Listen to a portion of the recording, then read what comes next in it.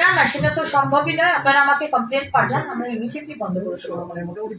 কোন নদীর মাঝখানে আপনি ওই পপলেন না কি বলে একটা, হ্যাঁ পকলেন, হ্যাঁ ওটা দিয়ে ওরকম আর জেসিপি দিয়ে আপনি বালি তুলতে পারেন না। That is completely band.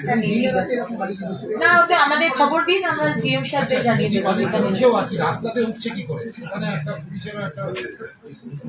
সেটা দেখতে হবে, সেটা দেখতে হবে যে না, আমি আপনাকে কি বললাম, লিগাল বালি তো চলবে, যার লিগাল পারমিশন আছে সে বালি তো চলবে। তো that is a different thing.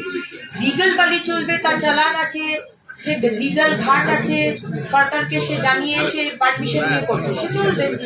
আর কোনো নদীর মধ্যে এনজিটি থেকে বলাই আছে ইউ কান্ট ইউজ পপলেম আর ওই যে মেশিন গুলো, যে ইউ কান্ট ইউজ নদীকে নষ্ট করা। 15 বছর, তার আগে 34 বছর অনেক নদী নষ্ট হয়েছে। এখন আর মাননীয় মুখ্যমন্ত্রীর নির্দেশে কোনো নদী ট্রাকের জন্য রাস্তা তৈরি করা যায় কিনা সেটা আমি বলতে পারবো না, কিন্তু নদীর মাঝখান থেকে আপনি ওই এক্সকাভেট করে বালি তুলছেন মেশিন দিয়ে, সেটা অ্যালাউড নয়।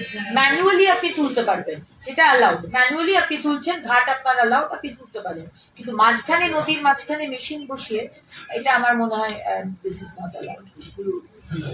হবে, কারণ বালি তো লাগবেই বিল্ডিং মেটেরিয়ালের জন্য, কিন্তু যা হবে, বালি হবে, কয়লা হবে, পাথর হবে, যা হবে সেটা লিগাল হবে। এবং সেটা ডিএম সাহেব বলে দেবেন, আমাদের বিধায়করা রয়েছে, সেটা লিগাল ভাবে ঘাট চলবে। বালি ছাড়া আপনি কি করে চলবে? আজকে বাড়ি বানানো বলুন, ইন্ডাস্ট্রি বলুন, সবকিছুতে লাগবে, কিন্তু সেটা লিগাল হবে এবং সেটা পুরোটা যাতে গভর্নমেন্টের ট্রেজারিতে টাকাটা আসে সেটা দেখে নেওয়া। কোথায়? এটা আমি বলতে পারবো না, এটা আমাদের সম্মানীয় বিধায়করা রয়েছেন, তারা বলতে পারবেন।